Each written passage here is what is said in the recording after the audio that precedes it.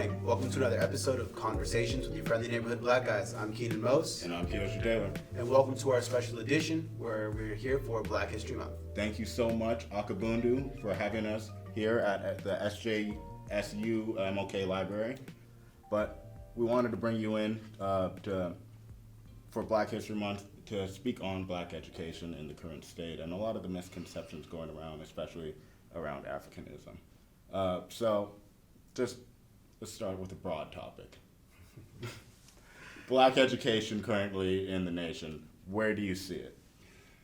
You know, Easy question. Yeah, easy question. Real easy right off the bat. So, I think I prefer to approach the question more from a historical standpoint in terms of the importance of knowing our history and the importance of where history falls within any process of education, of knowing oneself, of being able to better identify the contradictions that we're trying to resolve. And just underlying all of that, I mean, really, these universities, K through 12, from our perspective, particularly our party's perspective, but I think anybody who is of any radical or revolutionary perspective comes to realize that the education system is set up to maintain the system, to maintain the status quo. We become kind of outliers when we, learn to read and get information and start saying, well, that doesn't match up with what I'm seeing.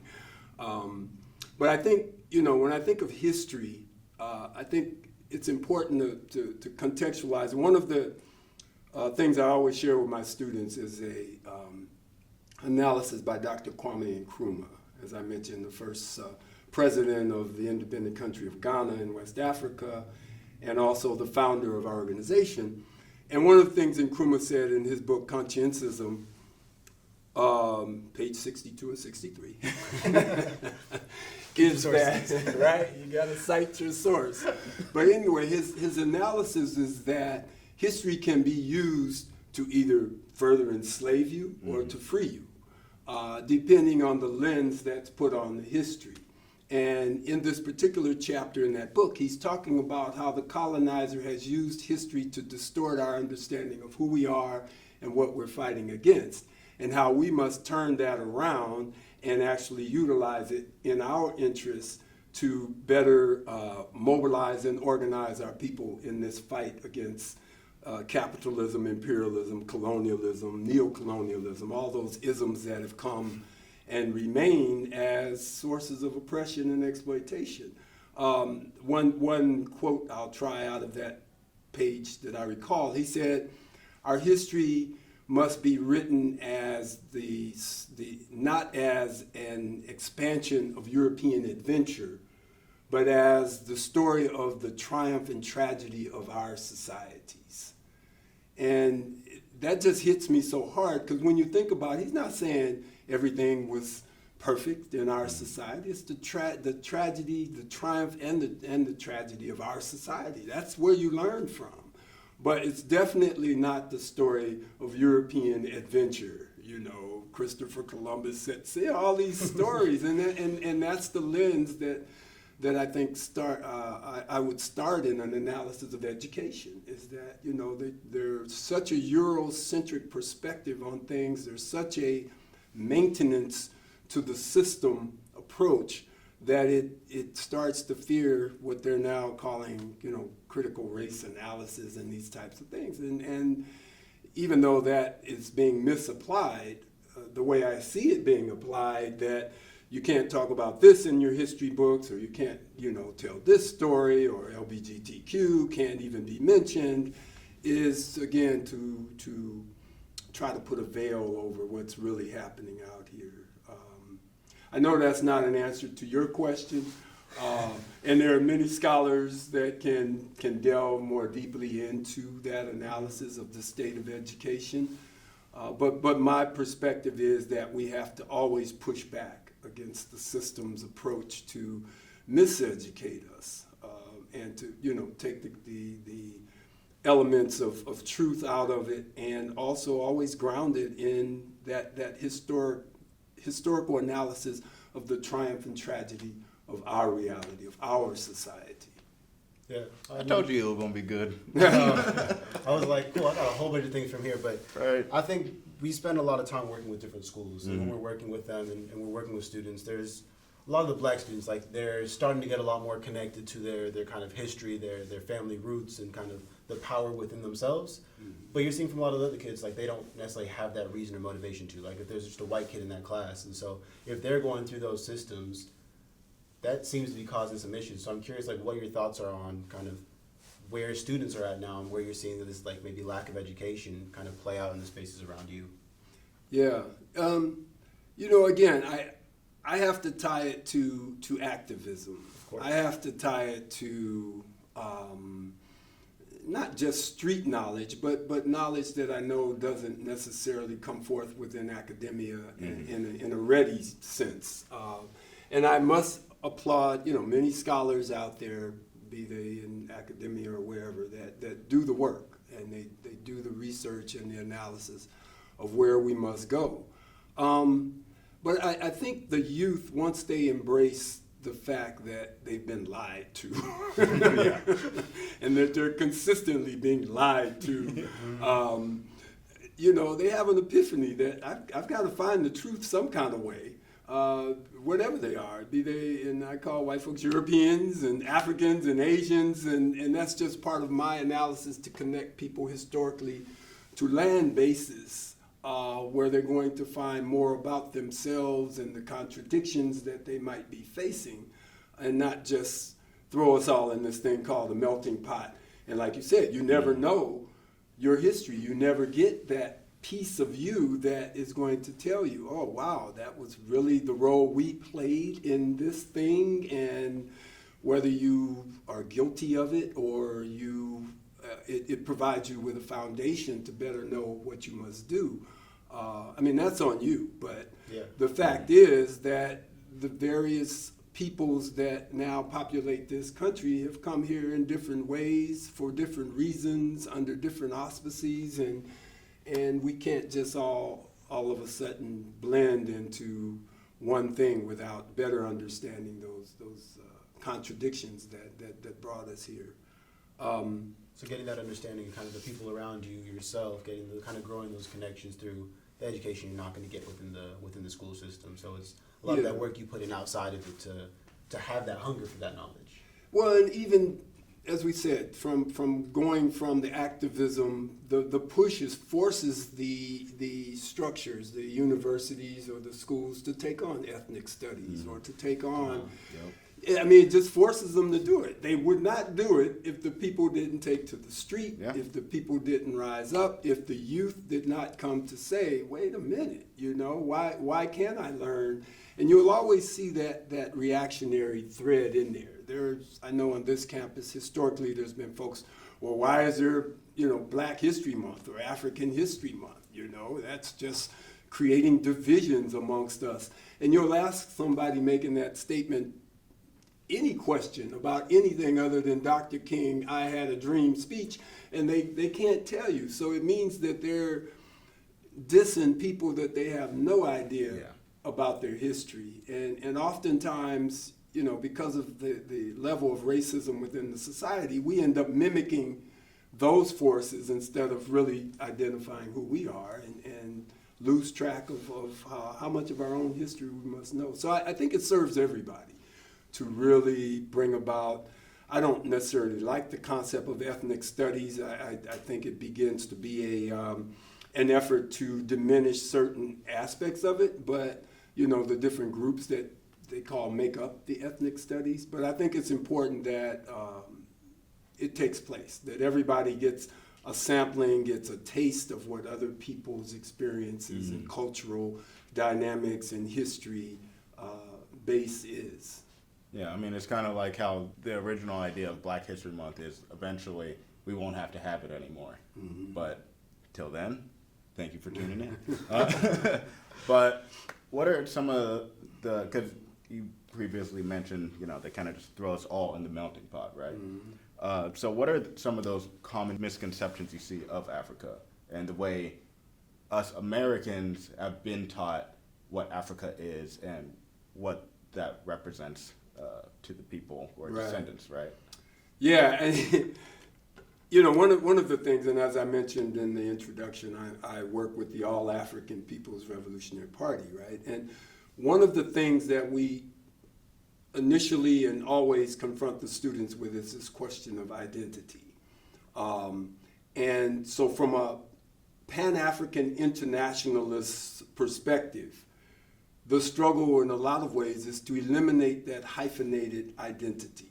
The African American, the Afro-Jamaican, the Afro-Cuban, the Afro-Brazilian, the Afro-Colombian, in some ways. I mean, in some instances, especially in the example of a Cuba, here we are in a revolutionary society and are working toward some of the same ideals that any revolutionary in the world would see.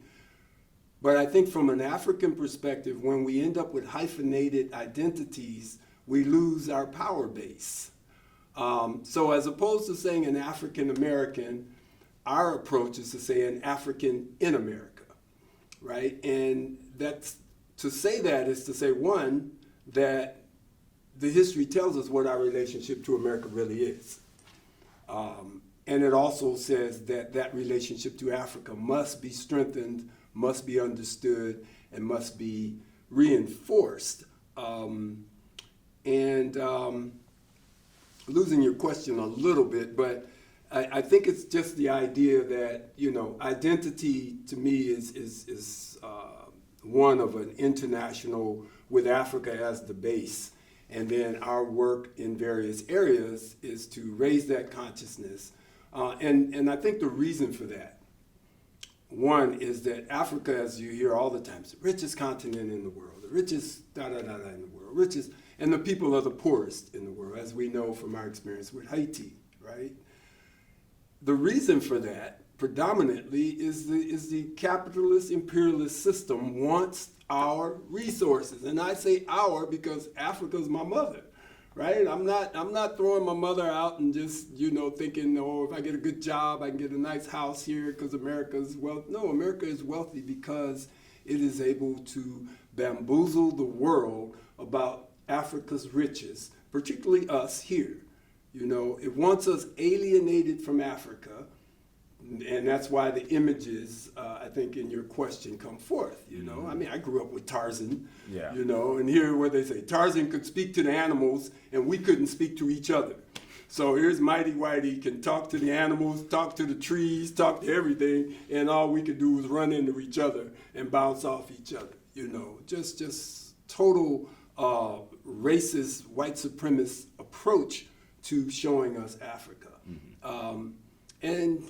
Truthfully, it's gotten better, but the people still in America, and maybe it's a generational thing, but I don't think so. I think we think that this level of comfort, this level of resource, somehow is self-generated, and we're owed a piece of it, and we never look beyond what we think we're owed from it, right? And I'm not speaking in terms of a reparations for being robbed and raped and pillaged. I'm just speaking of our drive to be in this petty bourgeois or bourgeois class dynamic, which students are. It's our reality, and that's one of the concepts that, in addition to identity, that we have to educate the students to this idea of class suicide. What does that mean? What does it mean when you look at a Che Guevara, who was a lawyer and chose not to be, or a doctor, and chose to join the Cuban Revolution, or a Fidel Castro, who was a lawyer and chose to fight the African Revolution, and on and on. Mao Zedong, university student, brilliant, chose to fight the Chinese Revolution. Revolutionaries are not dumb, They just make a heartfelt decision to fight and make sacrifices in the interest of changing their society into something where you don't see people sleeping on the sidewalk or people going hungry, and you fight to uplift the whole of society. So definitely the images of Africa are distorted. We're lied to about it. And the reason is so that they can continue to pillage and steal Africa's resources, pit us against each other, so that we don't, organize and develop our society to the level that we need it to be.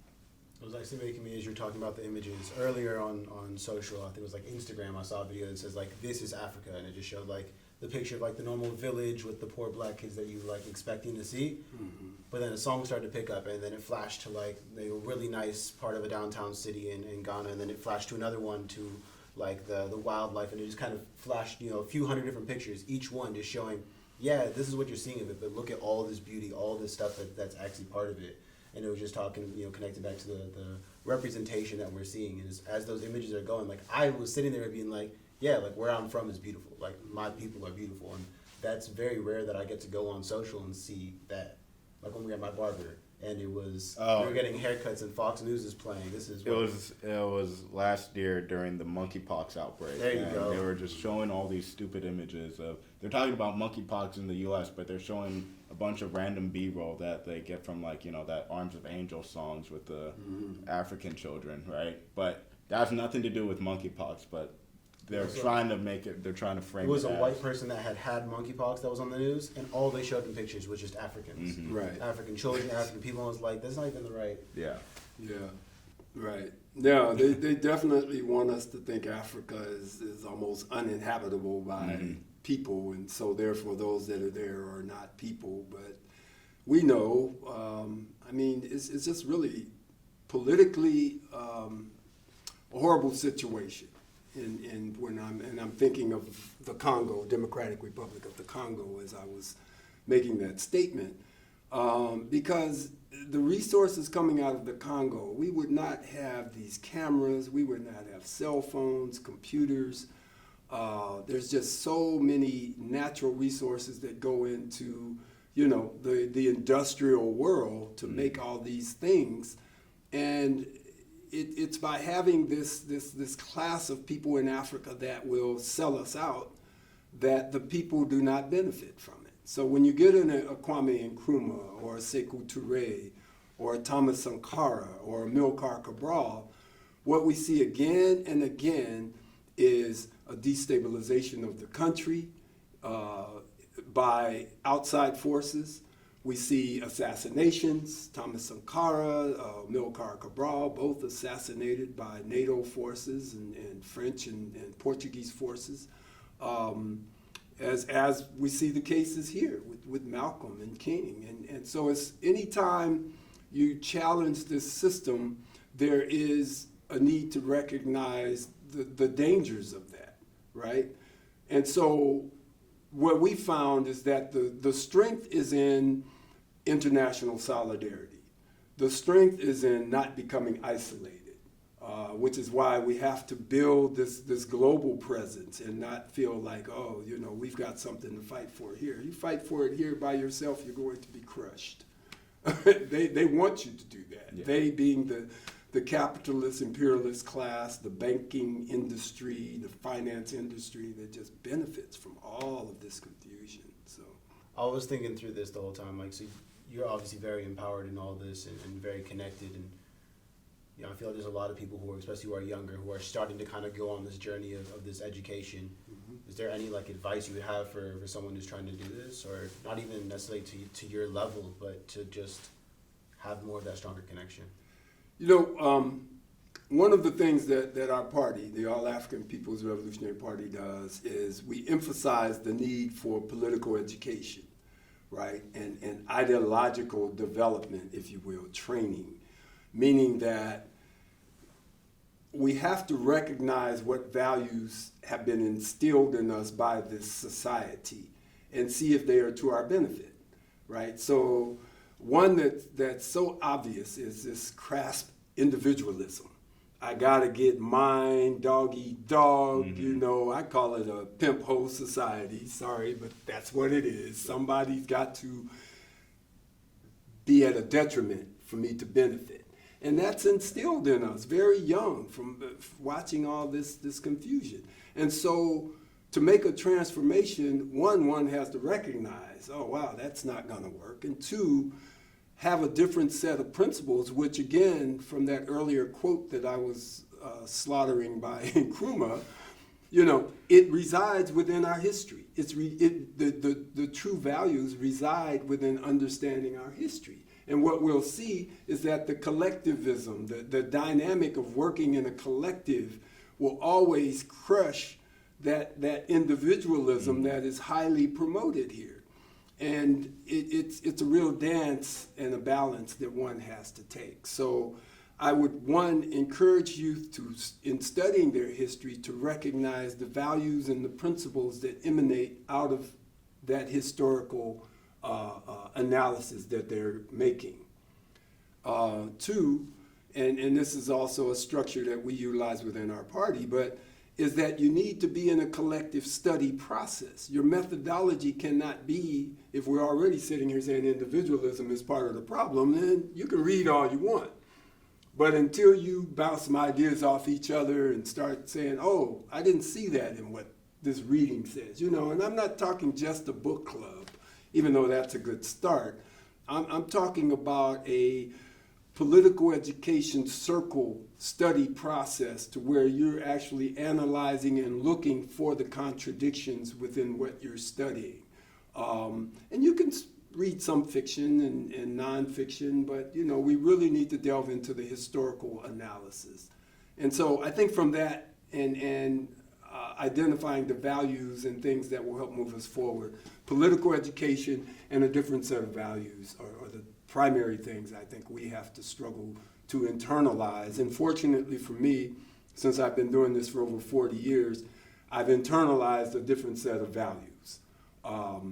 And whether one names them Marxism, Leninism, in the African context, we name it Nkrumahism, Touréism, Cabralism, the thing that we know, it doesn't belong to those individuals. It's something that has come out of the culture of people, out of the culture of struggle. And so we thank all those whose names people chose to put on their ideology, but at the same time, we know they don't own that ideology. History owns those principles and those values. Y'all listening? This is gold. Well, thank you. No, but Akubundu, like I said, I can't thank you enough for being here with us to celebrate Black History Month. Not only that, but just to be dropping knowledge. Like, that's why we love doing these conversations, not just to share with the public what we've learned, but also we learn a lot in the conversations themselves. Thank you so much for having us in your little... the ACNA Center. ACNA Center. Well, I want to thank the two of you. I mean, I've known you for a short time, but what I see is an ascension to, a positive role in the community. You're working to bring forth knowledge and keep up the good work. I'll definitely stand ready to work with you at any time. Well, thank you very much. And I'm not even joking when I say, people like you, Pierre, Laboussier of Haiti Action Committee, you guys are our local icons. So, we're really just trying to follow in your footsteps. So thank you so much for being here with us. And with that, we will see y'all in the next part of the video. Yep.